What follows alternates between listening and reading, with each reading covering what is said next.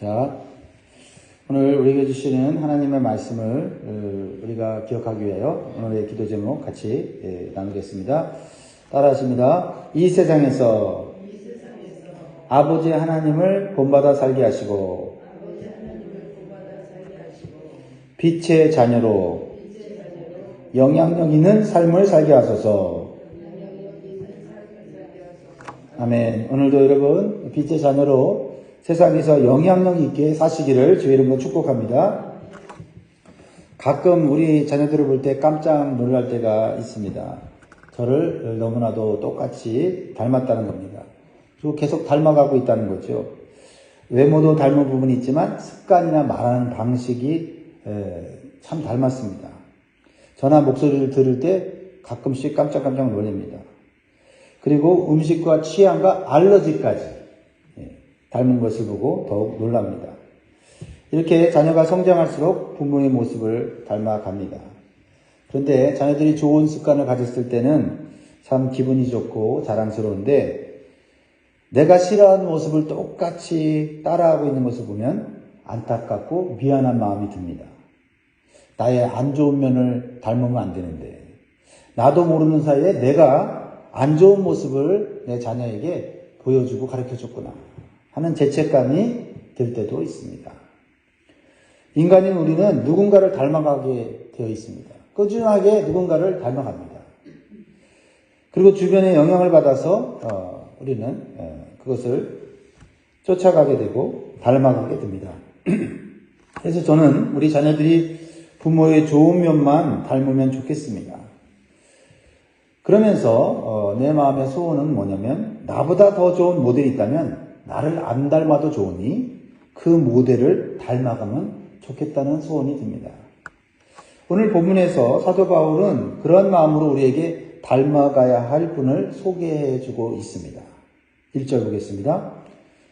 그러므로 사랑을 받는 자녀같이 너희는 하나님을 본받는 자가 되고 하나님을 본받는 자가 되라. 예수 안에서 새롭게 태어난 성도는 이제는 세상을 본받지 말고 그 어떤 사람도 본받지 말고 우리 아버지이신 하나님을 본받아야 한다라는 겁니다. 그러면 어떻게 보이지 않는 하나님을 우리가 본받을 수 있어요? 하나님을 완전히 닮으신 분이 바로 예수 그리스도이십니다. 그래서 예수님은 아버지 하나님의 모습과 성품을 우리에게 보여주시기 위해서 인간의 모습으로 이 땅에 오신 겁니다. 하나님을 본받으러 말만 하지 않고 예수님은 직접 우리에게 보여주셨습니다. 요한복음 1장 18절에 보면 본래 하나님을 본 사람이 없으되 아버지 품속에 있는 독생하신 하나님이 나타내셨느니라. 독생하신 하나님 누굽니까? 예수님이시죠.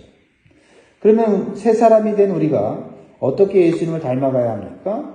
첫 번째로는 예수님이 우리를 사랑하신 것 같이 사랑하는 삶을 살아야 합니다. 사람은 누구나 사랑을 하죠. 그 사랑의 대상이 누구나 있습니다. 심지어는 자기 자신을 가장 사랑하기도 하죠. 그런데 이제 하나님을 닮아가는 사람들은 사랑도 달라져야 되고 사랑도 예수님을 닮아가야 된다. 자, 예수님의 사랑 어떤 사랑입니까? 2절에 그리스도께서 너희를 사랑하신 것 같이 너희도 사랑 가운데서 행하라. 그는 우리를 위하여 자신을 버리사 향기로운 제물과 희생 제물로 하나님께 드리셨느니라. 예수님의 사랑은 희생적인 사랑이에요. 이 세상의 사랑은 사실 희생적인 사랑이라기보다는 이기적인 사랑이죠. 그리고 자기 자신을 위한 사랑입니다. 그러나 예수님은 자기 자신을 위한 사랑이 아니에요. 우리를 위한 사랑을 보여주셨다라는 거죠. 예수님 우리를 위해서 자신의 목숨을 버리면서 사랑하셨다라고 말씀하고 있어요. 이 사랑의 새로운 본보기를 보여주시는 거죠.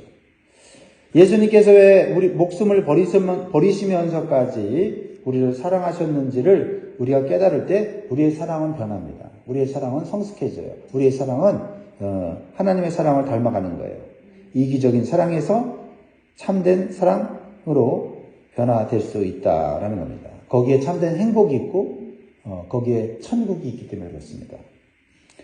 그러나 예수님을 믿으면서도 나를 위해서 목숨을 버린 사랑에 대한 관심도 갖지 않고 그 사랑을 본받으려고 하지 않으면요, 오랫동안 교회 생활을 해도, 신앙생활을 해도 자기만 아는 이기적인 종교인이 될 수밖에 없다는 것을 기억하시기 바랍니다.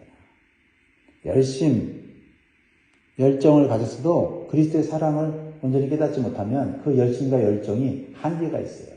결국 나를 위한 사랑이에요.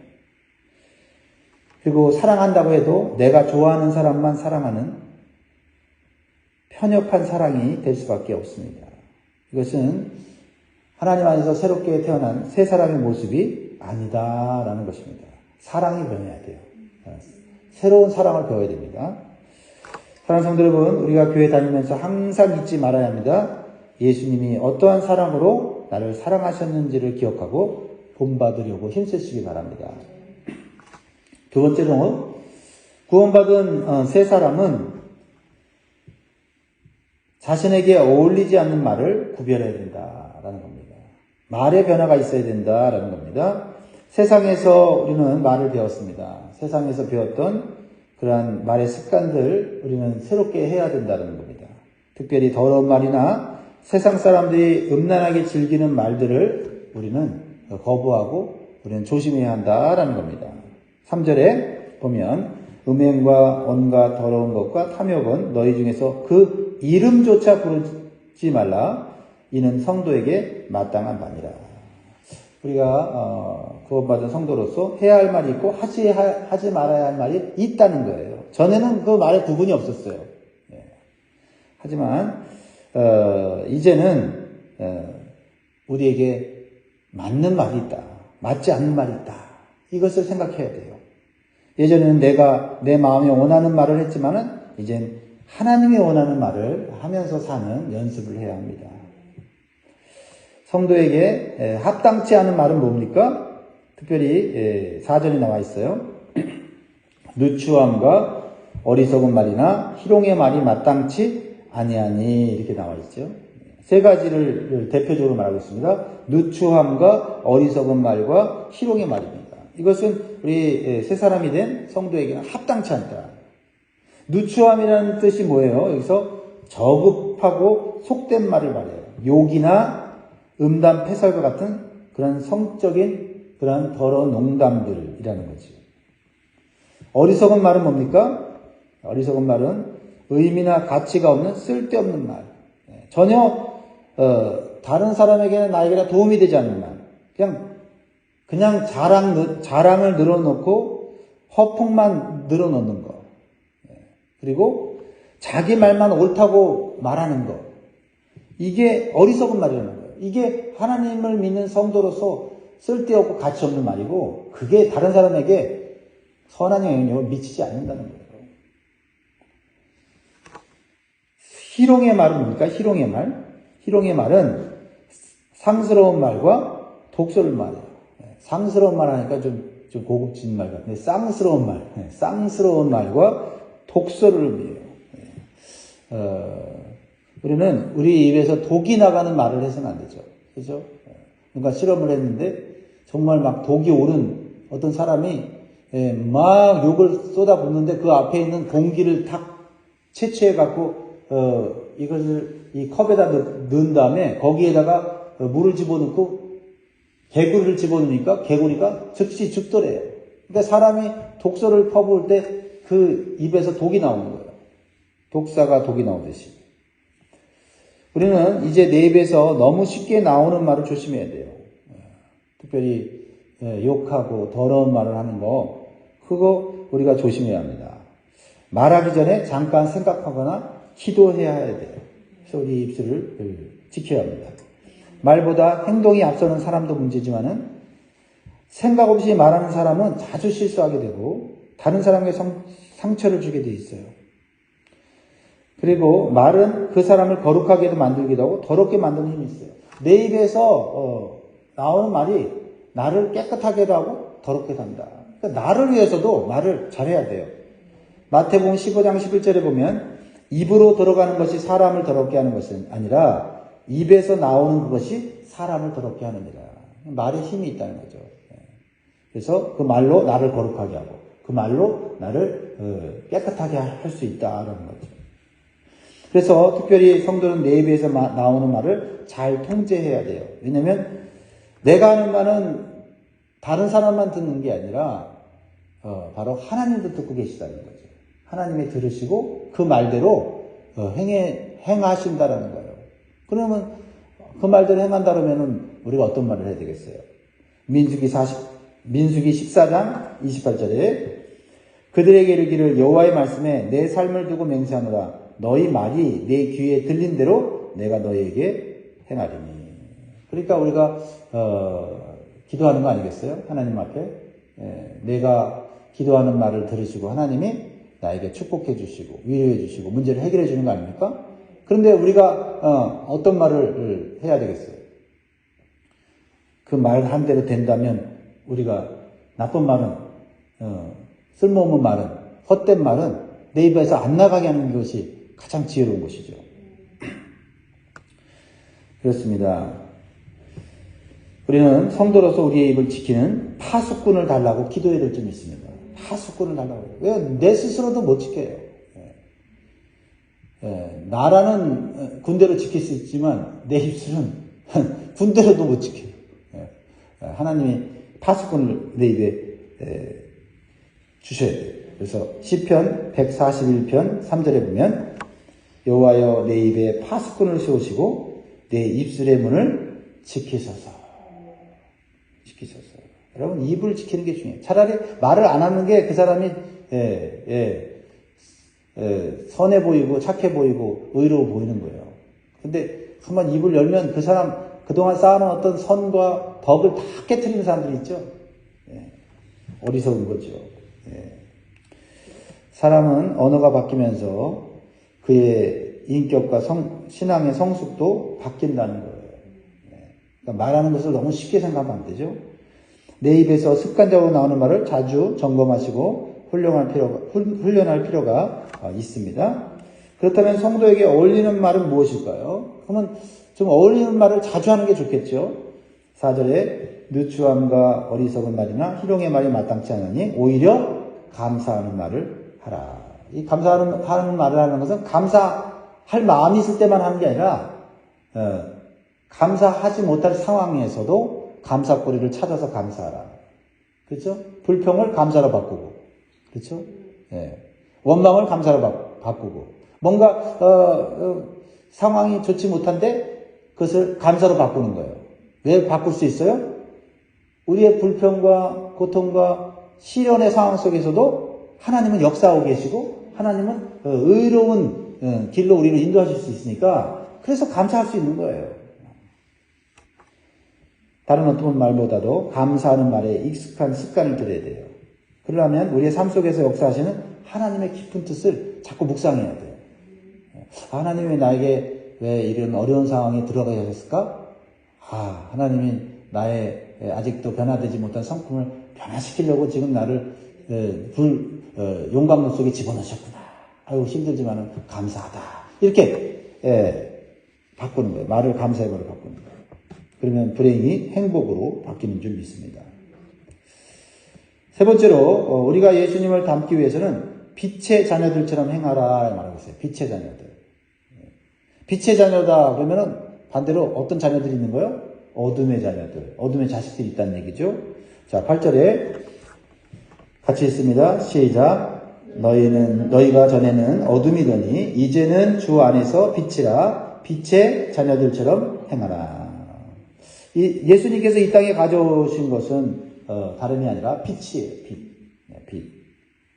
왜냐하면 이 세상은 죄악으로 어두워져서 선악을 구별하지 못하고 살아가고 있기 때문에 그렇습니다. 그런데 예수님 믿고 예수님을 주님으로 모신 사람들은 그 안에 빛을 갖고 있어요. 그래서 선악을 분별할 수 있게 되었어요. 그래서 이제 우리는 어둠의 자식이 아니라 빛의 자녀들입니다. 그렇다면 우리가 빛의 자녀들처럼 행동하며 살아야 되는 것이 마땅한 거예요. 근데 빛의 자녀인데 그 빛을 숨기고 산다? 굉장히 어리석은 거 아닙니까? 어둠 속에 등불을 숨기고 길을 간다? 어리석은 거 아니에요? 등불이 없어서 어둠을 간다면 어쩔 수 없지만 등불이 있는데 등불 없이 오히려 등불을 가리면서 간다. 참 어리석은 것이고 자연스럽지 못한 것입니다.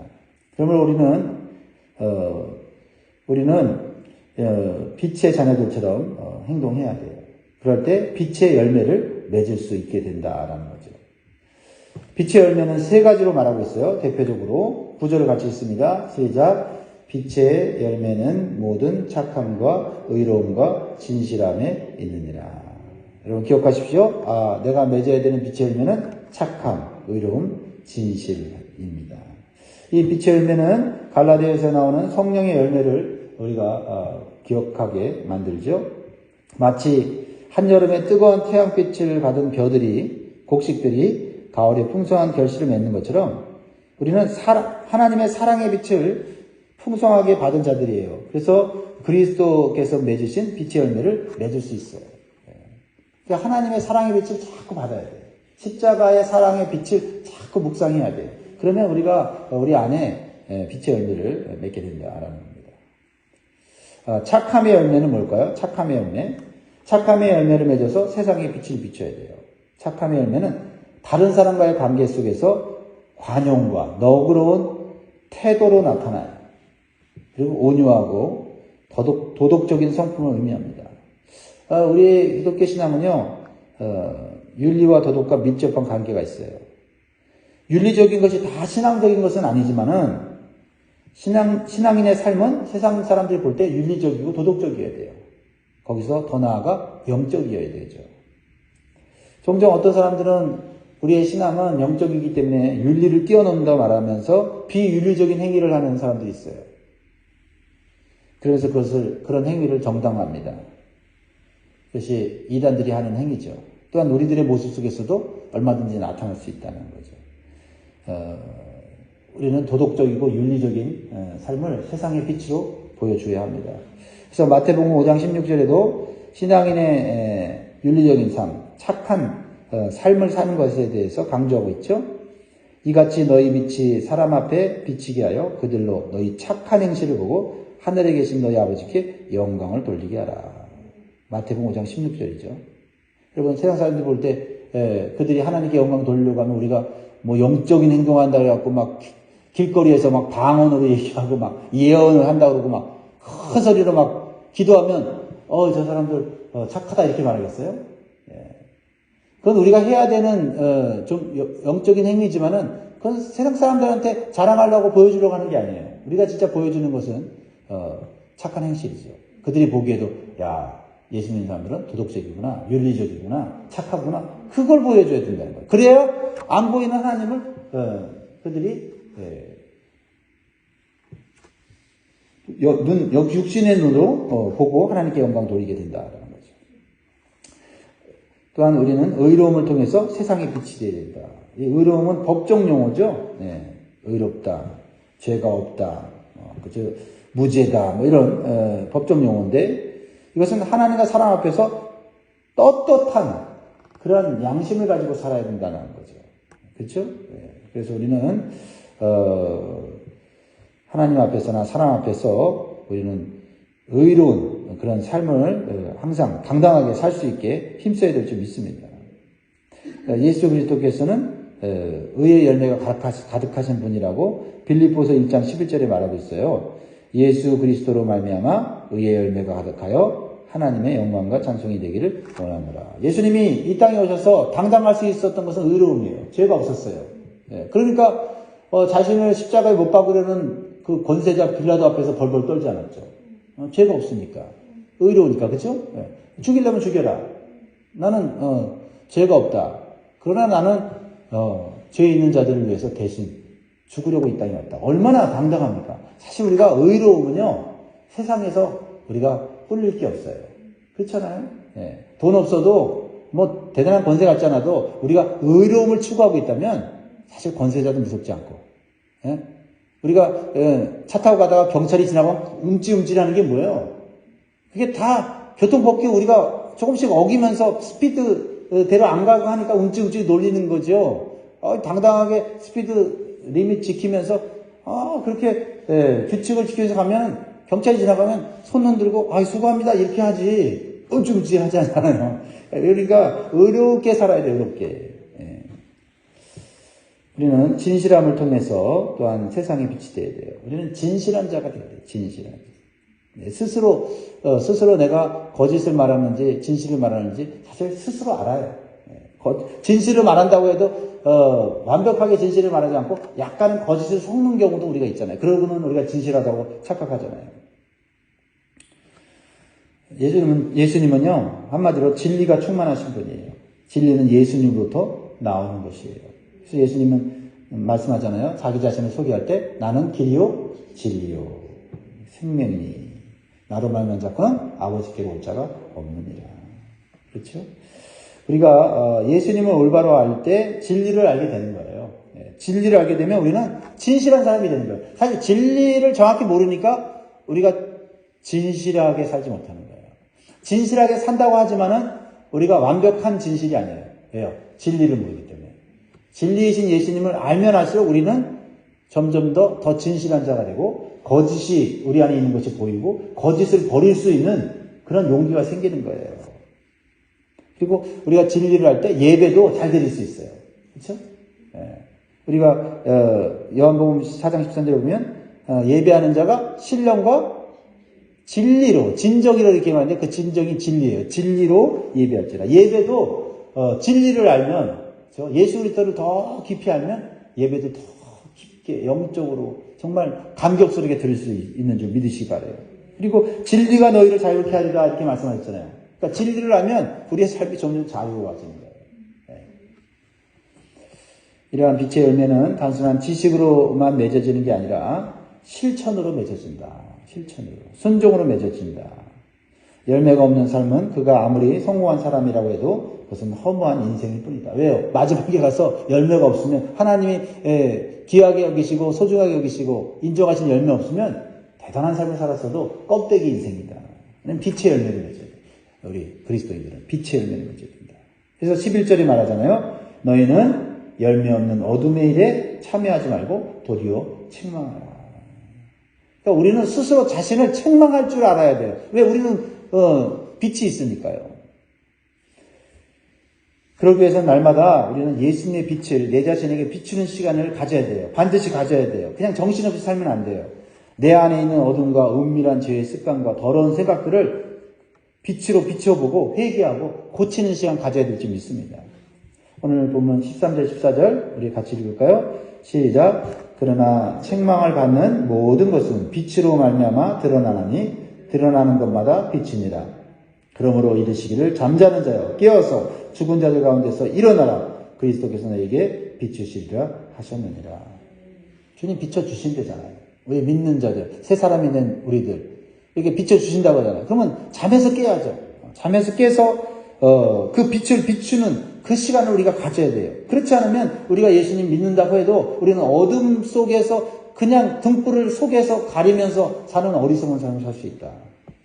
사랑하는 성도 여러분, 오늘도 잠에서 깨어 일어나셔서 어두운 세상에 나가기 전에 말씀을 통해 예수 그리스도의 빛을 여러분에게 먼저 비추시기 바랍니다.